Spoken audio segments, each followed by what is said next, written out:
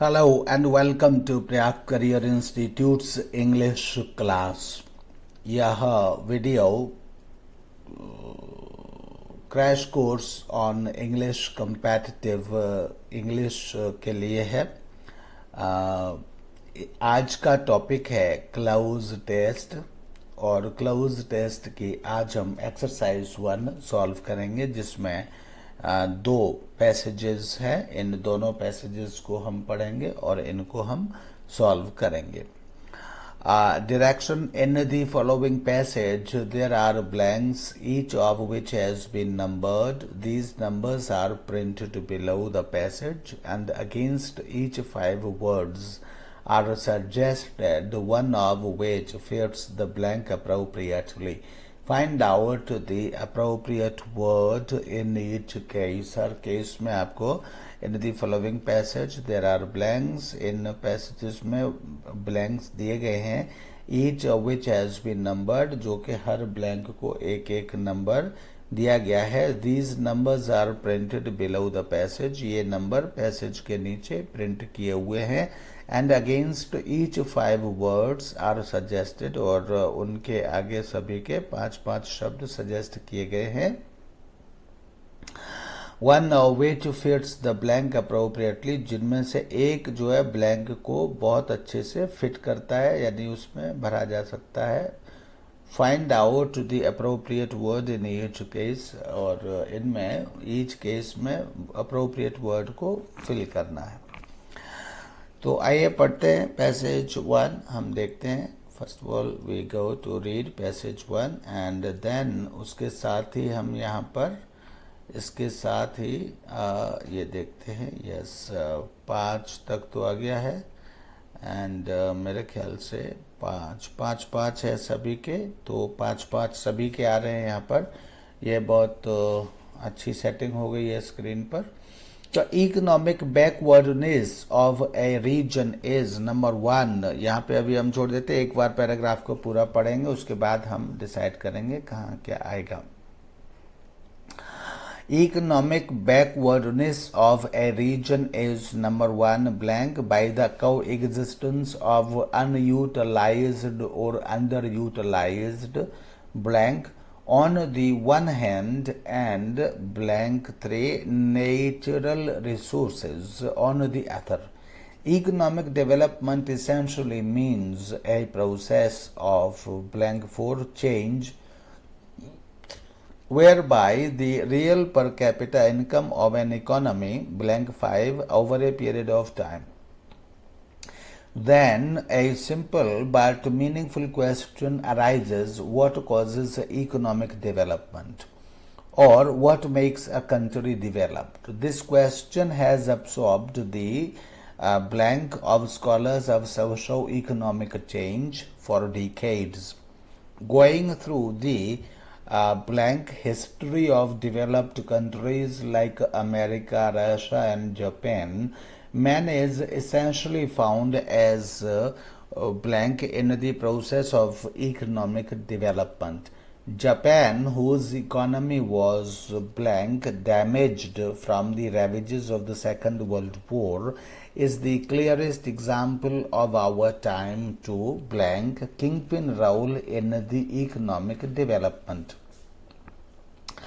देखिए हमने ये पैराग्राफ पढ़ लिया और इस पैराग्राफ का लगभग कुछ चीज़ें समझ में भी आई। इकोनॉमी से रिलेटेड ये कुछ पैराग्राफ है और इकोनॉमी से संबंधित इसमें कुछ बातें की जा रही हैं। तो economic development is the central point. अब यहाँ पर हमको इनमें फिल इन द ब्लैंक्स, मतलब ब्लैंक्स जो है उनको हमको फिल करना है। तो चलिए करते हैं एक बार। तो economic backwardness of a region is number 1। तो 1 ऑप्शन में क्या क्या दिया गया है? 1 ऑप्शन में दिया गया है डेवलप्ड, क्यूअर्ड और इम्प्रूव्ड और एनहांस्ड और फिर कैरेक्टराइज्ड। तो यहाँ पर देखिए हम कहना क्या चाहते हैं, economic backwardness of a region is blank by the coexistence of unutilized or underutilized तो अनयूटिलाइज्ड और अंडर यूटिलाइज्ड का मतलब क्या है यहाँ पर तो यहाँ पर हम कहना ये चाहते हैं कि कोएग्जिस्टेंस यहाँ दिखाना है bye the coexistence of unutilized और अंडर यूटिलाइज्ड। और अंडर यूटिलाइज्ड के बाद नंबर .2 है। 2 में क्या यहाँ पर दिया गया है? 2 में यहाँ पर जो ऑप्शंस हैं, फर्स्ट के ऑप्शन से developed, cured, improved, enhanced and characterised. And 2 के ऑप्शंस है sources, finances, funds, manpower और इंडस्ट्रीज।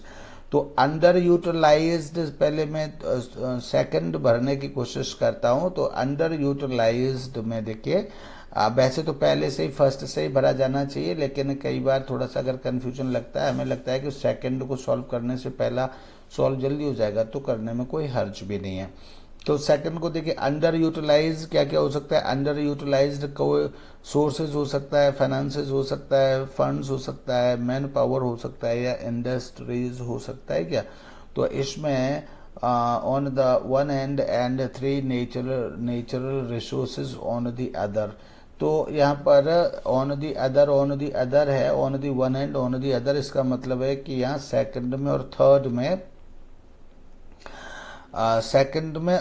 थर्ड में यहाँ पर कुछ न कुछ अलग अलग और डिफरेंट यहाँ पर इनके जो हैं वो अलग अलग डिफरेंट चीज़ें आनी हैं।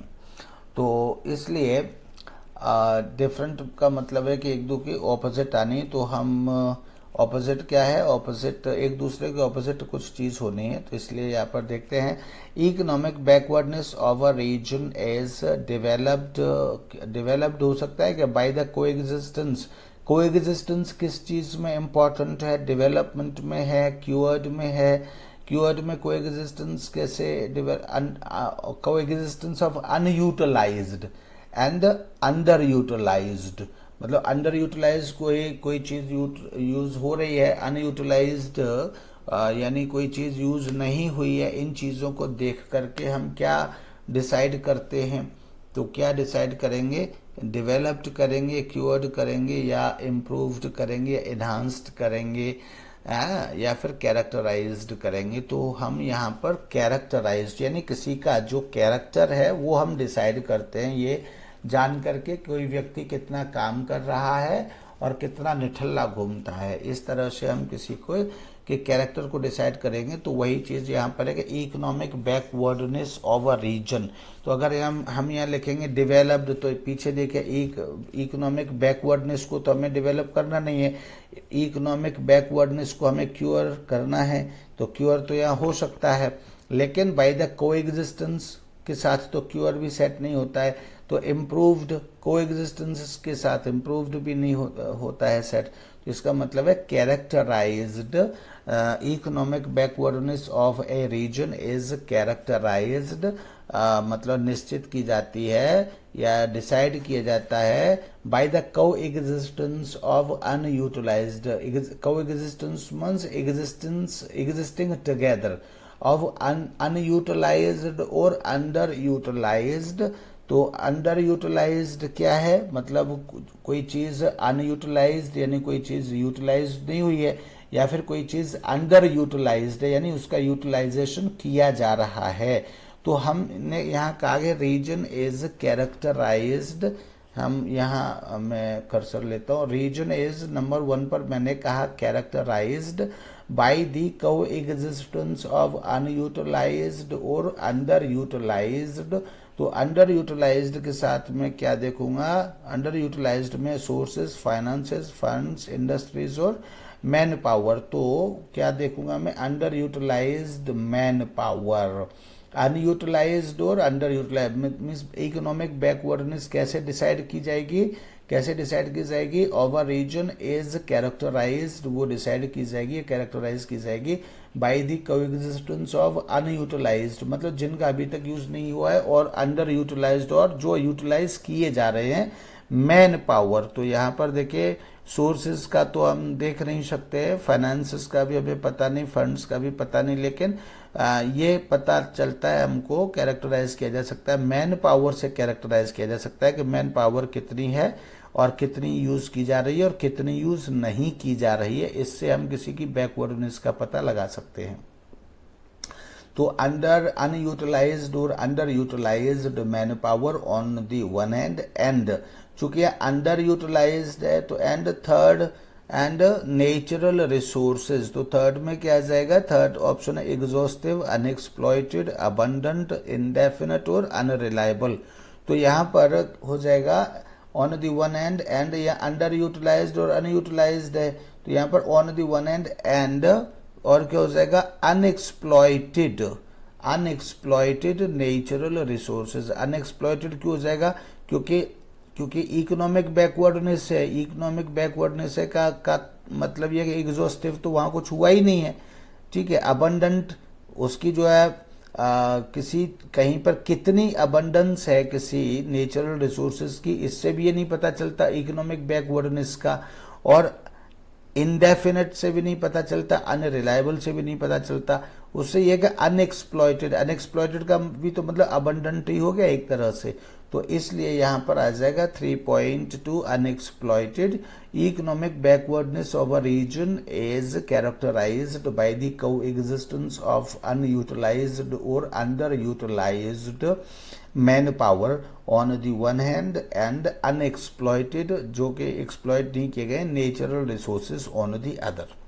इस तरह से ये 1 2 3 यहाँ पर कंप्लीट हो जाता है। Economic development essentially means a process of change यहाँ आया है, तो चेंज से पहले हमको कोई एडजेक्टिव चाहिए, तो एडजेक्टिव क्या है, अपवर्ड चेंज, क्या अपवर्ड चेंज है ना, या फिर ड्रास्टिक, ड्रास्टिक मतलब बहुत ही मतलब ड्रास्टिक अत्यधिक गंभीरता के साथ, महत्वपूर्ण, बहुत बड़ा।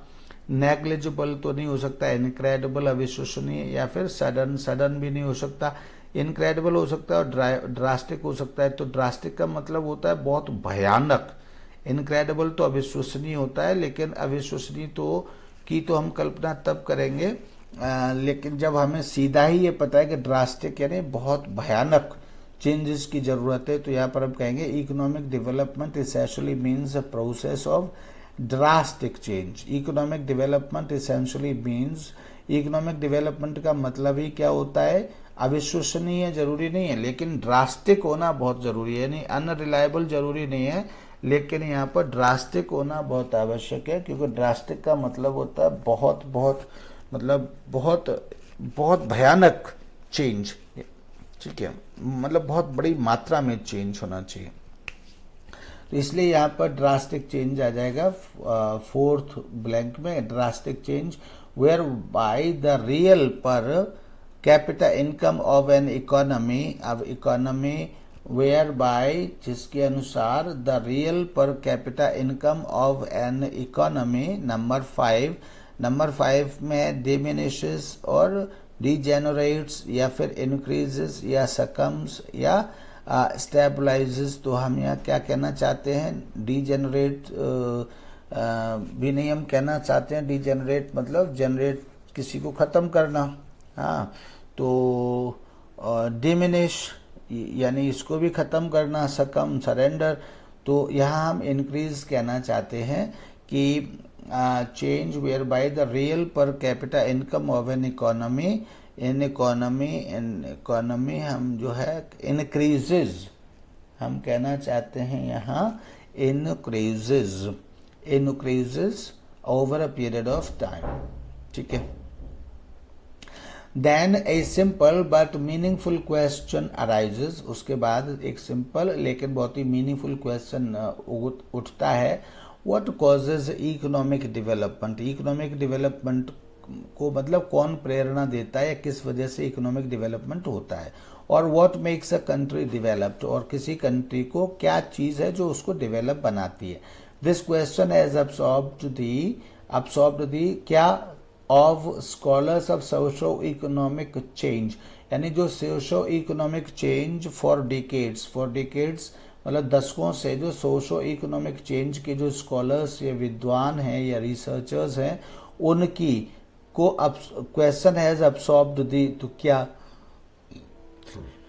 तो 6 का पॉइंट 1 है appliance, number 2 attempts, number 3 attention, resources और स्ट्रेटजी।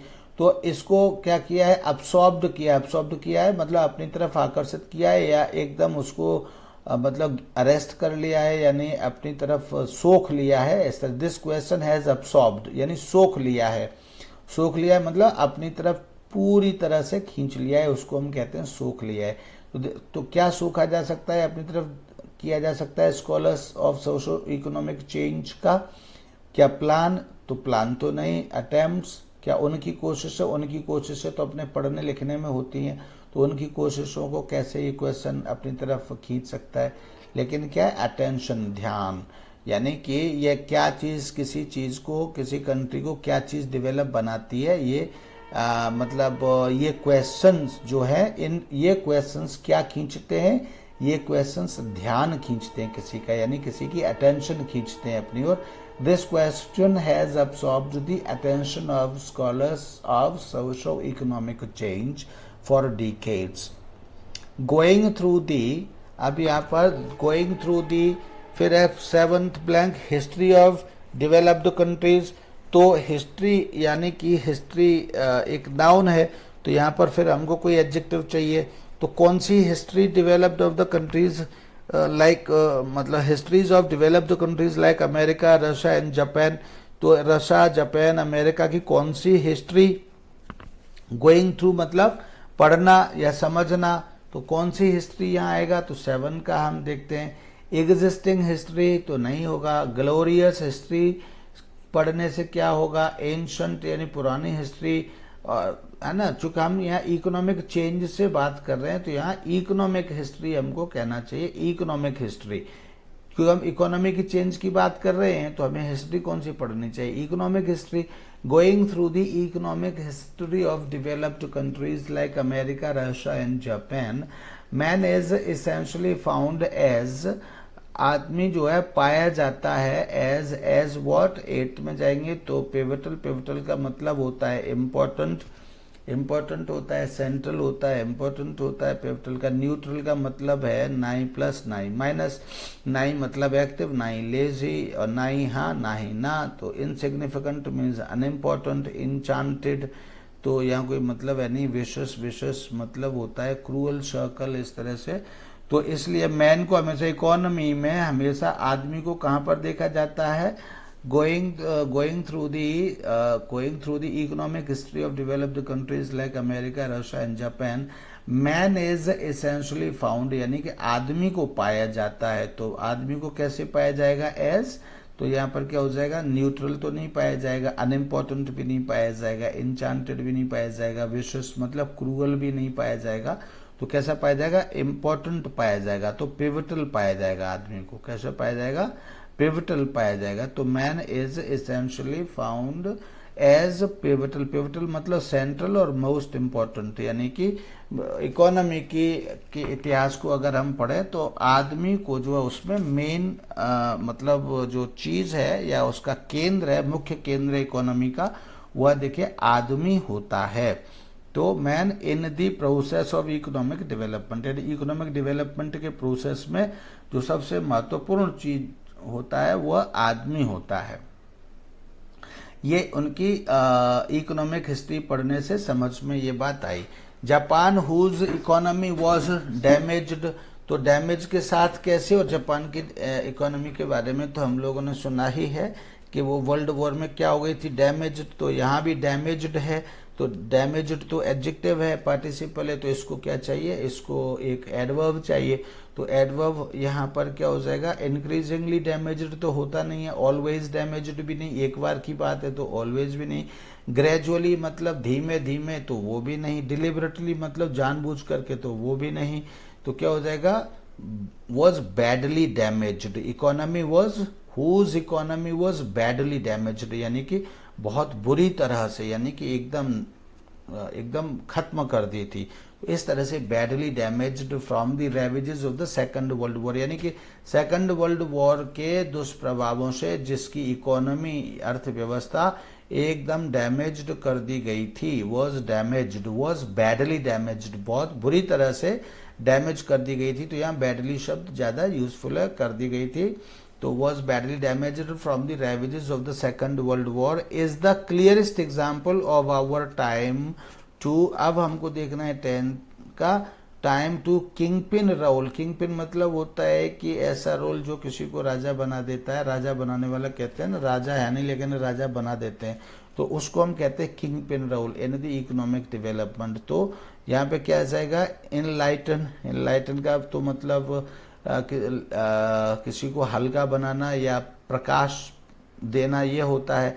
तो वैलिडेट का मतलब होता है किसी को वैलिड बनाना या वैलिड घोषित करना। एंड निगेट का मतलब होता है मना करना। अंडर एस्टिमेट और बी लिटल मतलब छोटा, किसी को छोटा समझना, आंकना। तो इसलिए यहाँ पर validate is the correct word. तो हम यहाँ क्या कह सकते हैं, time to validate king pin role in the economic development. यानी फिर से देख लीजिए, अब हम एक बार यहाँ पे पढ़ करके सुना देते हैं। Economic backwardness of a region is characterised, यानी कैरेक्टराइज मतलब किसी रीजन की बैकवर्डनेस इकोनॉमिक है, वह कैरेक्टराइज की जाती है bye the coexistence of unutilized और अंडर यूटिलाइज्ड मैन पावर। मतलब अंडर यूटिलाइज्ड और यूटिलाइज होती हुई अनयूटिलाइज्ड या फिर अंडर यूटिलाइज्ड मैन पावर के को एग्जिस्टेंस से आंकी जाती है कि उसकी बैकवर्डनेस क्या है। किसी इकोनॉमिक उसकी एक इकोनॉमिक बैकवर्डनेस यानी आर्थिक पिछड़ापन क्या है या उसके क्या कारण हैं, ये उसके मैन पावर के अंडर यूटिलाइजेशन और यूटिलाइजेशन से आंका जाता है। On the one hand and हमने 3 में क्या लिया था, एंड अनएक्सप्लॉइटेड नेचुरल रिसोर्सेस, और ऐसे उसके नेचुरल रिसोर्सेस जिनका कि अभी उपयोग नहीं हुआ है या जिनका शोषण नहीं हुआ है। On the other, economic development essentially means a process of drastic change. Economic development का वास्तव में जो अर्थ होता है वो होता है means a process of drastic change, यानी कि बहुत भयानक बदलाव के प्रोसेस का से मतलब होता है इकोनॉमिक डेवलपमेंट का। Economic development essentially means a process, मतलब जो इकोनॉमिक डेवलपमेंट होता है वह वास्तव में बहुत भयानक बदलाव के प्रोसेस का होता है। Whereby the real per capita income of an economy, जहां या जिसके प्रभाव से या जिसके कारण per capita income of an economy increases over a period of time, मतलब एक निश्चित समय में पीरियड में उसकी जो कैपिटा इनकम होती है ऑफ एन इकोनॉमी वो इंक्रीज होती है। Then a simple but meaningful question arises, तब जो एक सिंपल और मीनिंगफुल क्वेश्चन यहाँ पैदा होता है, व्हाट कॉजेज इकोनॉमिक डेवलपमेंट, यानी इकोनॉमिक डेवलपमेंट किसकी वजह से होता है, कैसे आता है। What makes a country developed, और कंट्री को कौन सी चीज डेवलप करती है। तो यह जो प्रश्न है, दिस क्वेश्चन हैज अब्सॉर्ब्ड, इस क्वेश्चन ने जो है सोख लिया है, अपनी ओर आकर्षित कर लिया है the attention of scholars of socio economic change for decades, यानी जो मतलब सोशो इकोनॉमिक चेंज के जो दशकों से अध्ययन करता है उनके ध्यान को इस क्वेश्चन ने अपनी ओर आकर्षित कर लिया है या खींच लिया है अपनी ओर। Going through the economic history of developed countries like America, Russia and Japan, यानी अमेरिका, रशिया और जापान जैसी जो डेवलप्ड कंट्रीज है उनकी इकोनॉमिक हिस्ट्री को पढ़ने से हमारी समझ में आता है man is essentially found as pivotal in the process of economic development, यानी कि इकोनॉमिक आर्थिक विकास के लिए मनुष्य को इसके बीच में यानी कि एक केंद्रीय बिंदु के रूप में पाया जाता है।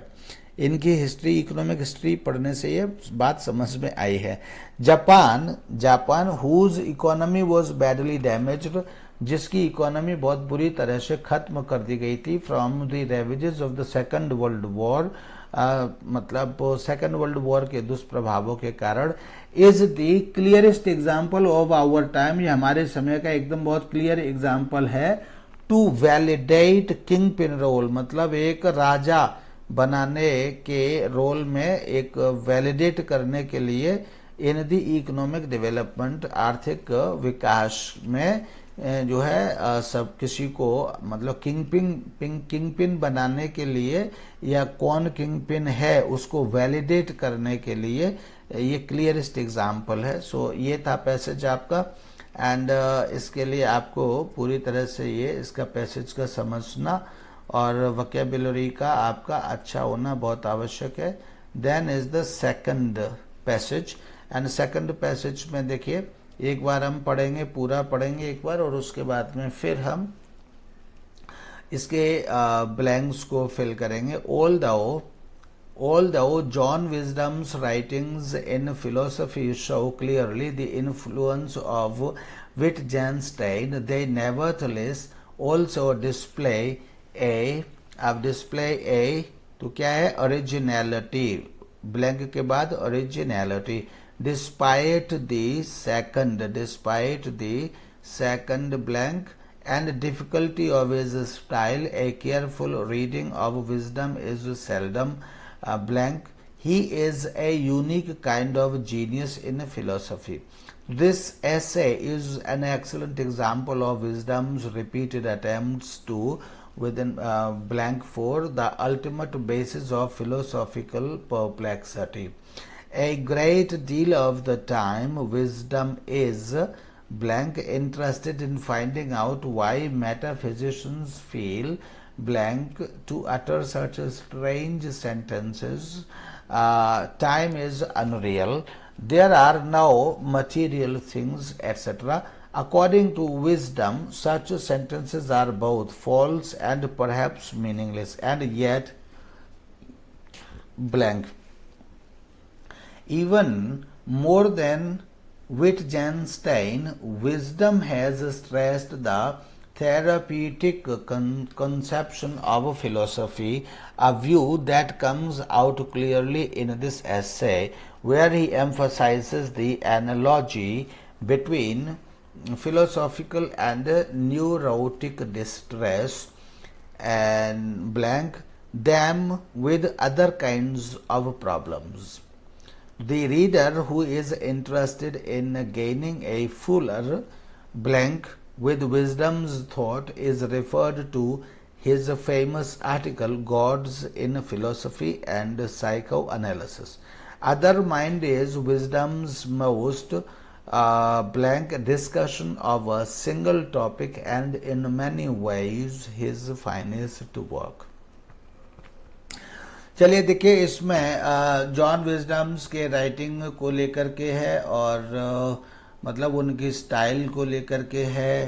तो इसमें ज़्यादातर राइटिंग को लेकर के और राइटिंग स्टाइल को लेकर के और इसी विषय में ज़्यादातर है, फिर कंपैरिजन है। तो इसलिए चलिए अब हम स्टार्ट करते हैं इसको, गैप्स को यानी ब्लैंक्स को फिल करने के लिए।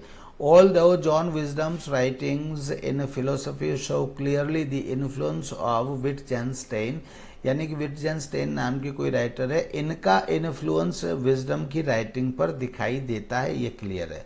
Although John Wisdom's writings in philosophy, ये फिलोसफी में लिखते हैं, मतलब लिखा है विजडम ने, तो clearly show clearly the influence of Wittgenstein. तो इनकी राइटिंग में, सबकी राइटिंग में किसी न किसी का कोई ना कोई इन्फ्लुएंस होता है। तो वो विजडम की राइटिंग में विटजेनस्टाइन की का इन्फ्लुएंस देखने को मिलता है, यह है अभी तक।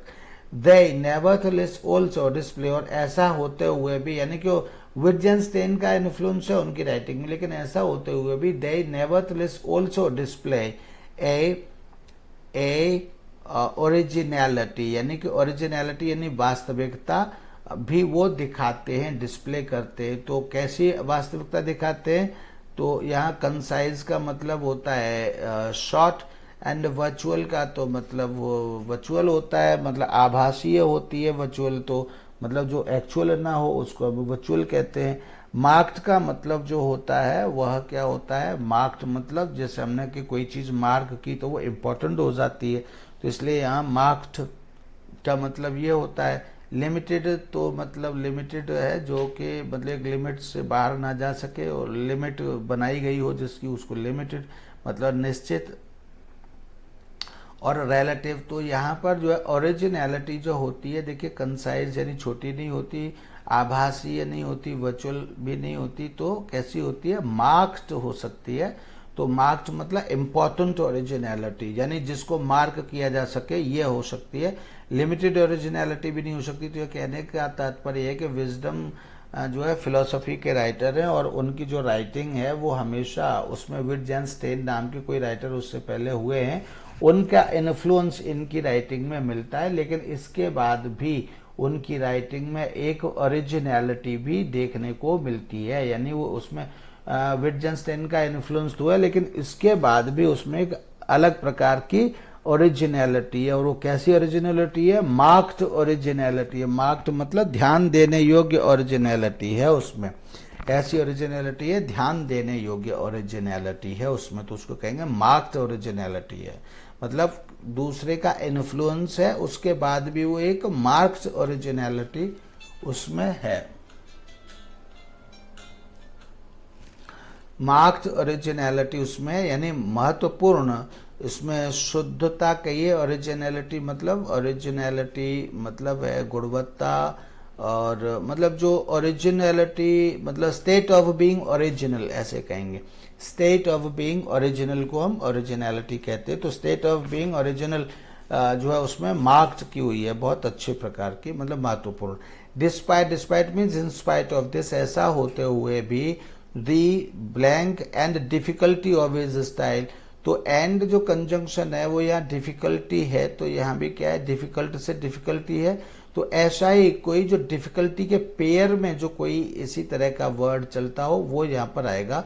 तो इसमें क्या है, देखिए क्या क्या आ सकता है वर्ड यहाँ। बार बार इसको थोड़ा सा मूव करना पड़ेगा स्क्रीन को। तो सेकंड में हम सेकंड इसी तरह से कर लेते हैं। तो सेकंड में क्या है? सेकंड में देखिए डिस्पाइट दी एंड डिफिकल्टी, तो इंडिविजुअलिटी एंड डिफिकल्टी का तो कोई पेयर बनता नहीं। नोवल्टी एंड डिफिकल्टी का भी कोई पेयर नहीं बनता। ओरिजिनलिटी एंड डिफिकल्टी का भी कोई पेयर नहीं बनता। कॉम्प्लेक्सिटी एंड डिफिकल्टी का पेयर बनता है, ये तो आपने बहुत बार सुना होगा। डिस्पाइट दी कॉम्प्लेक्सिटी यानी उलझन या उलझी हुई स्थिति, एंड डिफिकल्टी और कठिनाई भी है और उसमें उलझन भी है। इसके बाद तो ये कॉम्प्लेक्सिटी, क्रिएटिविटी एंड डिफिकल्टी भी पेयर नहीं होता है ना। तो इसके लिए एक्टिविटी एंड क्रिएटिविटी एक बार को ऐसे तो होता है, लेकिन कॉम्प्लेक्सिटी मतलब क्रिएटिविटी एंड डिफिकल्टी पेयर नहीं बनता है। तो एंड जो कंजंक्शन है वो कंजंक्शन होता है इस टाइप का है कि अगर एक तरफ नाउन है तो दूसरी तरफ, और लगभग उसी रैंक के। तो हालांकि एंड का इसमें कोई यूज ज्यादा रोल नहीं है, लेकिन मतलब अर्थ की दृष्टि से देखेंगे तो डिफिकल्टी के साथ कॉम्प्लेक्सिटी का पेयर बनता है। तो despite the complexity and difficulty of his style, यानी उसकी स्टाइल में जो है एक तरह की डिफिकल्टी भी होती है और कॉम्प्लेक्सिटी, यानी उसकी राइटिंग्स को पढ़ेंगे तो चीजें आपस में उलझी हुई मिलेंगी। तो इस तरह से a careful reading of wisdom is seldom, अगर ध्यान से पढ़ा जाए, a careful reading of wisdom, अगर केयर मतलब विजडम के काम को या उसके लिखे हुए जो भी चीजें हैं उनको ध्यान से पढ़ा जाए, is seldom. Is seldom means बिल्कुल भी नहीं, और होगी तो बहुत कम। तो इज सेल्डम, तो इज सेल्डम के साथ यहाँ क्या आएगा? Is seldom. तो सेल्डम मतलब या तो बिल्कुल भी नहीं या होगी तो बहुत कम। तो क्या होगा? अनप्रॉफिटेबल यूजफुल, तो ऐसा तो नहीं बहुत कम या ना के बराबर यूजफुल तो नहीं होगा। हाँ, लेकिन अनप्रॉफिटेबल यहाँ आ सकता है। दूसरा अनरिलायबल भी नहीं हो सकता, एडवांटेजेस भी नहीं हो सकता, ड्यूरेबल भी नहीं हो सकता। तो यहाँ अनप्रॉफिटेबल आ सकता है। फिर से आप देख लीजिए, वहां हमने अनप्रॉफिटेबल आ जाएगा। उसको दोबारा से पढ़ करके हम देखते हैं क्या है। They nevertheless also display original despite the complexity and difficulty of his style, यानी कि उसकी स्टाइल में, लिखने के स्टाइल में कॉम्प्लेक्सिटी एंड डिफिकल्टी होने के बावजूद भी अ केयरफुल रीडिंग ऑफ विजडम, यानी विजडम की बुक या जो भी वो लिखते हैं उसकी अगर ढंग से पढ़ा जाए, इज सेल्डम अनप्रॉफिटेबल, यानी वो अनप्रॉफिटेबल कभी नहीं होता। यानी जब भी पढ़ेंगे इतना कॉम्प्लेक्सिटी और डिफिकल्टी होने के बावजूद भी उसमें कुछ न कुछ मिलेगा ही समझने के लिए, उसमें कुछ न कुछ आपको प्रॉफिट होगा ही पढ़ करके, अनप्रॉफिट नहीं होगा, और होगा तो बहुत कम, ना के बराबर। इसलिए कहा is seldom unprofitable. Then he is a unique kind of genius in philosophy, वह फिलोसफी में वो अपने ही प्रकार के बहुत ही इंटेलिजेंट मतलब ही इज यूनिक, यूनिक मतलब मैचलेस, अनअखर्ड, सिंगुलर मतलब अपने ही प्रकार के अद्वितीय हैं, यानी उनके जैसा कोई दूसरा फिलोसफी में कोई दूसरा इतना जीनियस नहीं है। This essay is an excellent example of wisdom's repeated attempts to blank the ultimate basis of philosophical perplexity। तो यहाँ repeated attempts टू, तो क्या आएगा यहाँ, this essay is an excellent example of wisdom's repeated attempts, यानी wisdom की repeated attempts की repeated attempts का एक एक्सलेंट एग्जाम्पल है, ये है। दिस ऐसे is an excellent example of wisdom's repeated, wisdom के रिपीटेड अटेम्प्ट्स, विजडम ने कोई अटेम्प्ट्स किए हैं बार बार, तो वो काहे के लिए, किस लिए किए हैं, वो फोर्थ पोर्शन पढ़ना पड़ेगा, उसके बाद बात करते हैं। To the ultimate basis of philosophical perplexity, तो फोर्थ ऑप्शन है यहाँ, फोर्थ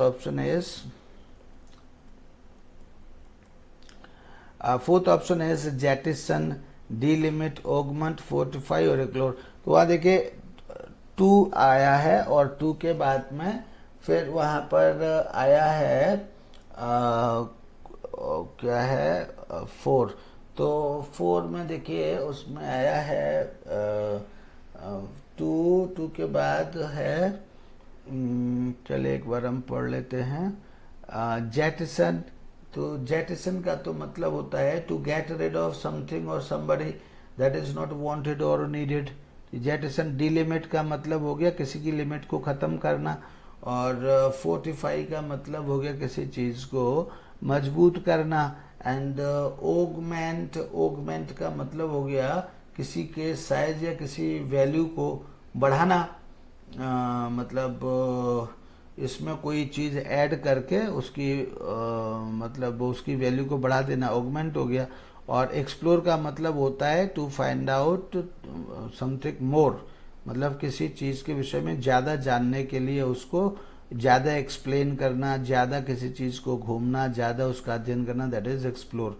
तो फोर्थ में jettison, delimit, augment and fortify and explore में से हमको देखना है। जेटिसन का मतलब टू गेट रिड ऑफ होता है, ऑगमेंट का मतलब टू इंक्रीज होता है, and delimit and fortify and explore. तो क्या है देखिए फोर्थ में हम जाते हैं।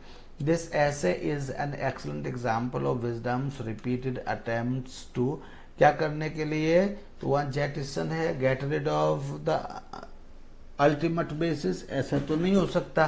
तो उसके बाद है वहाँ एक ऑगमेंट है, तो ऑगमेंट भी यहाँ फिट नहीं बैठता है, एंड डिलिमिट और फोर्टिफाई भी फिट नहीं बैठते, तो यहाँ एक्सप्लोर फिट बैठता है। किस लिए, wisdom's repeated attempts to explore the ultimate basis, ultimate means final, last basis of philosophical perplexity. This essay is an excellent example of wisdom's repeated attempts to explore करने के लिए, क्या करने के लिए, to explore, क्या explore करने के लिए, the ultimate basis of philosophical perplexity, यानी कि philosophical perplexity के जो फाइनल बेसिस हैं उनको एक्सप्लोर करने के लिए, यानी उनके विषय में ज्यादा से ज्यादा और पता करने के लिए विजडम की जो रिपीटेड अटेम्प्ट्स हैं उन अटेम्प्ट्स को दिखाता हुआ ये एग्जाम्पल जो ऐसे है, ये उसका फाइनल और बहुत ही एक्सलेंट एग्जाम्पल है। A great deal of the time wisdom is a great deal of the time wisdom is अब इसके बाद क्या है, फिफ्थ में हमको जाना पड़ेगा। तो फिफ्थ के जो ऑप्शन है, wisdom is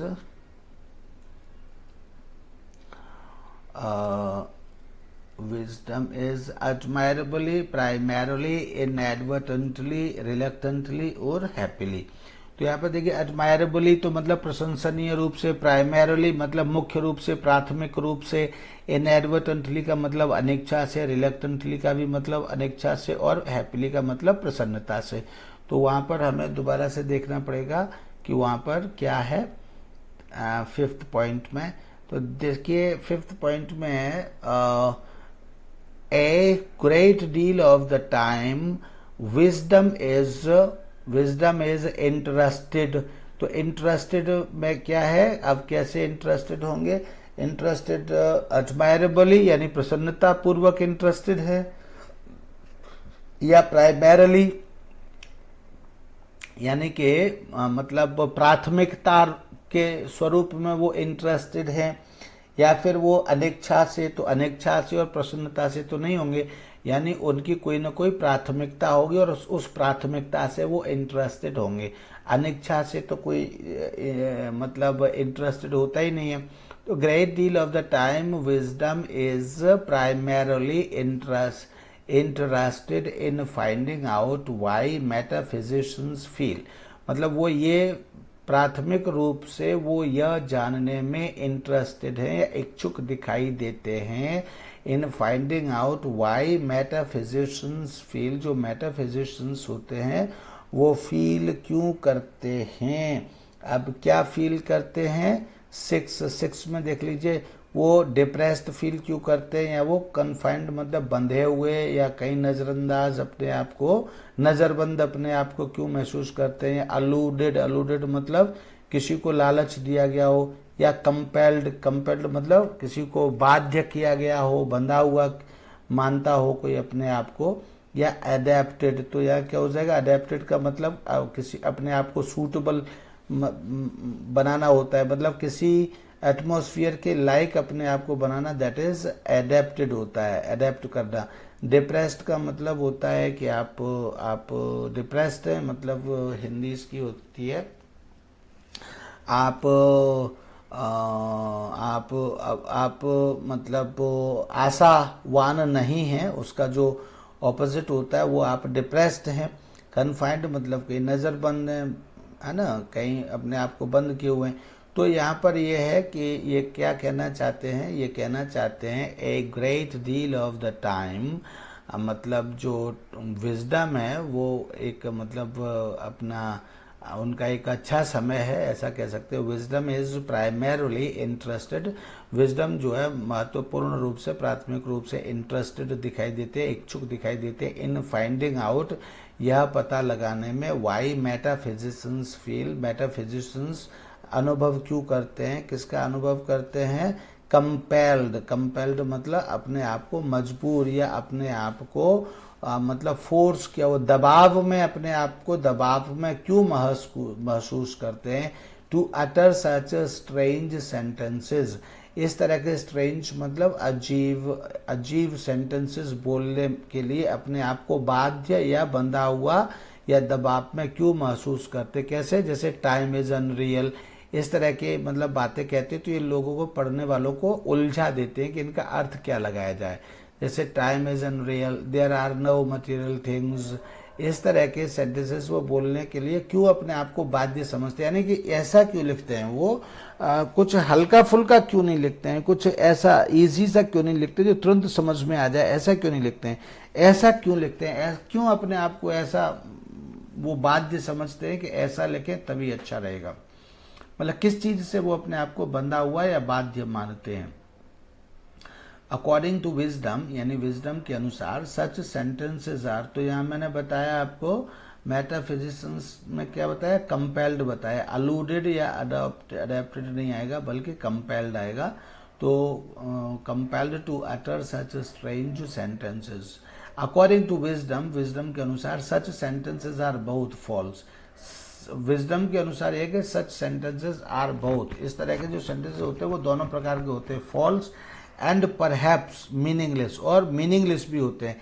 and yet means और फिर भी, कैसे होते हैं, 7वें प्रकार के होते हैं। तो 7वें प्रकार में क्या, इल्यूमिनेटिंग, डैमेजिंग, क्रिटिकल, कंफ्यूजिंग और अनरिलायबल। तो देखिए इल्यूमिनेटिंग मीन्स चमकते हुए, रोशनी देते हुए, नाचते हुए प्रकाश से। डैमेजिंग मतलब नुकसान करते हुए, कंफ्यूजिंग मतलब जो है किसी को कंफ्यूज करते हुए, क्रिटिकल मतलब किसी की निंदा करने वाले, अनरिलायबल अविश्वसनीय। तो इसमें से भी कौन सा है, एंड येट इल्यूमिनेटिंग मतलब अगर ये जो है बिल्कुल झूठे हैं और परहैप्स मीनिंगलेस हैं, ये एकदम मतलब फॉल्स भी है और मीनिंगलेस भी है, और इसके बाद भी इस तरह के सेंटेंसेस को ये यहाँ यूज करते तो इसका मतलब है ये कहना चाहते हैं कि इनमें सब कुछ है, लेकिन इसके बाद भी ये कैसे दिखते हैं, इसके बाद भी ये इल्यूमिनेटिंग यानी चमकते हुए, प्रकाश देते हुए, उम्मीद देते हुए ये शब्द दिखते हैं। वो ऐसा कहते हैं, ऐसा ये विजडम का मानना है। अकॉर्डिंग टू विजडम मतलब विजडम का ऐसा मानना है। तो यहाँ येट के साथ क्या आ जाएगा, इल्यूमिनेटिंग आ जाएगा, ना कि डैमेजिंग और क्रिटिकल, ये शब्द में से कोई आएगा। Even more than Wittgenstein, even more than Wittgenstein, wisdom has stressed the therapeutic. Wisdom has stressed the therapeutic conception of philosophy. यानी इसी तरह इवन मोर देन विटजेंस्टन से भी आगे जाकर या विटजेंस्टन से भी ज्यादा विजडम हैज स्ट्रेस, तो विजडम ने जो है स्ट्रेस किया है, फोर्स किया है या यूज किया है, पावरफुली यूज किया है थेरापीटिक कंसेप्शन ऑफ फिलोसफी का थेरापैटिक कंसेप्शन, थेरापीटिक कंसेप्शन उन्होंने यूज किया है या उस पर बल दिया है। इस कंसेप्शन माने इस व्यवहार पर उन्होंने बल दिया है। ए व्यू, ये एक ऐसा प्रकार का थेरापीटिक मीन्स ये एक ऐसा प्रकार का व्यू होता है यानी दृष्टिकोण होता है that comes out clearly in this ऐसे, जो कि इस ऐसे में एकदम क्लियरली बाहर आता है। Where he emphasises the analogy, जहां पर वो एम्फोसाइज करता है एनालॉजी। एनालॉजी मतलब मिलने जुलने की स्थिति between philosophical and neurotic distress. तो फिलोसॉफिकल और न्यूरोटिक डिस्ट्रेस में आपस में संबंध बनाने की स्थिति को वो एम्फोसाइज करता है। तो यहाँ क्या हो जाएगा, analogy between philosophical and neurotic distress and distress के बाद फिर है यहाँ पर 8 पॉइंट मतलब blank, dam with other kinds of problems.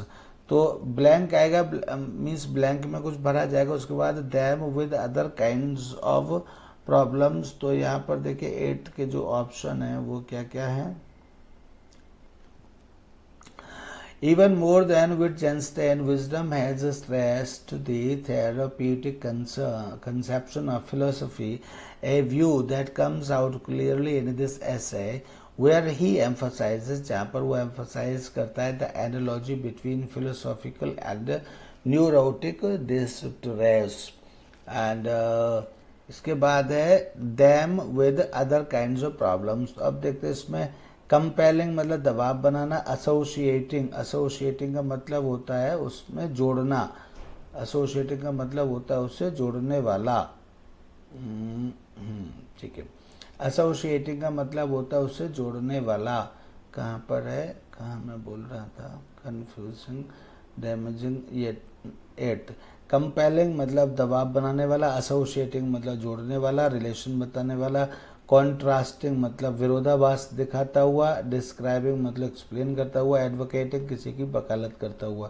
तो यहाँ पर क्या है, क्या हो जाएगा, देखिए वकालत करता हुआ, कंपेलिंग, कॉन्ट्रास्टिंग, एसोसिएटिंग क्या है, यहाँ संबंध बताना है। तो यहाँ where he emphasises the analogy between philosophical and neurotic distress, फिर क्या है, फिर हो जाएगा associating them with other kinds of problems। associating मतलब linking them with other kinds of problems, यानी कि दूसरे, अब linking का मतलब यहाँ किसी दूसरे से नहीं है, compelling का भी नहीं है, describing का मतलब तो explain करना होता है, contrast का मतलब एक दूसरे का विरोधाभासी बात कहना समझना होता है, advocating मतलब किसी की वकालत करना होता है। तो इसलिए यहाँ एसोसिएटिंग वर्ड आ जाएगा, neurotic distress, associating them with other kinds of problems, दूसरी प्रॉब्लम्स के साथ उनको लिंक करना। Next is the reader who is interested in gaining a Fuller, कोई रीडर जो कि पूरी तरह से who is interested in gaining a Fuller, पूरी तरह से जो मतलब इंटरेस्टेड है गेन करने में, in gaining A Fuller, Fuller क्या गेन करने में, फुलर कंपैरिजन, एनालिसिस और अग्रीमेंट और एलेबोरेशन और अक्वेंटेंस। तो इसमें क्या हो जाएगा, the reader who is interested in gaining a Fuller and Fuller gap blank with wisdom's thought. तो विजडम्स थॉट से क्या करना है उनको, गेन करना है ए फुलर। तो फुलर गेन करने के लिए क्या हो जाएगा, कंपैरिजन कभी गेन नहीं किया जाता है, एनालिसिस भी गेन नहीं किया जाता है, और एनालिसिस के साथ कंपैरिजन विद विजडम्स थॉट नहीं आएगा। तो इसलिए comparison analysis agreement with Vikram नहीं होएगा। लेकिन देखिए इलेबोरेशन का मतलब होता है इलेबोरेट करना, किसी को एक्सप्लेन करना ज़्यादा से ज़्यादा। देन अक्वेंटेंस का मतलब होता है किसी तक पहुंच बनाना, किसी तक पहुंच बनाना, किसी तक समझ बनाना, पहुंच बनाना। तो इसलिए इन गेनिंग ए फुलर के साथ क्या आ जाएगा, इन ए Fuller acquaintance with wisdom's thought, the reader who is interested in gaining a fuller मतलब पूरी तरह से acquaintance with wisdom's thought, with wisdom के thought के साथ जो एक पूरा अपना पहुंच बनाना चाहते हैं, the reader who is interested, जो इंटरेस्टेड है या इच्छुक है, in gaining A Fuller acquaintance, पूरा जो है पहुंच गेन करने में जो इंटरेस्टेड है, विद विजडम्स थॉट, विजडम के विचार के साथ, is referred to his famous article, उसको जो है उसका फेमस आर्टिकल रेफर किया जाता है, gods in philosophy and psycho analysis इसका नाम है। Other minds is wisdom's more, other minds जो है इज विजडम्स मोस्ट, मोस्ट के साथ क्या हो जाएगा, मोस्ट क्या है, अदर माइंड्स। प्रोजेक्टेड सस्टेन्ड सबसे टिकाऊ, प्रोजेक्टेड प्रोलॉन्ग्ड मतलब बहुत लंबा, प्रोलिफिक मीन्स फ्रूटफुल, और एट्रीब्यूटेड गुण संपन्न कह सकते हैं। तो यहाँ पर प्रोजेक्टेड सस्टेन्ड प्रोलॉन्ग्ड, तो यहाँ क्या है देखिए, other minds is wisdom's most projected sustained discussion, तो सस्टेन्ड डिस्कशन है, प्रोजेक्टेड डिस्कशन तो नहीं हो सकता, लेकिन प्रोलॉन्ग्ड मतलब बहुत लंबा डिस्कशन ये हो सकता है। तो other minds is wisdom's most prolonged discussion of a single topic, किसी एक सिंगल टॉपिक का इतना लंबा डिस्कशन है। अदर माइंड्स ये उनकी कोई दूसरी पुस्तक ऐसे है। तो other minds is wisdom's most prolonged discussion of a single topic and in many ways his finest work, और बहुत प्रकार से, बहुत तरीकों से उसका सबसे अच्छा काम भी है। तो यह देखिए वीडियो बहुत बड़ा हो गया है, तो मैं इसको यहीं पर बंद कर रहा हूँ। अगर कोई भी बात है तो मैंने पूरा ये एक्सरसाइज सॉल्व हो गई आपकी। कोई भी प्रॉब्लम है और आप कोई चीज़ कहना चाहते हैं तो आप प्रयाग करियर इंस्टीट्यूट 2021@gmail.com पर अपनी बात कह सकते हैं। कमेंट सेक्शन में भी आप अपनी बात कह सकते हैं। लंबा वीडियो हो गया है बहुत ज़्यादा, तो इसलिए मैं इसको यहीं पर रोक रहा हूँ, अदरवाइज मैं इसको और भी एक बार पढ़ता। Thank you, bye bye.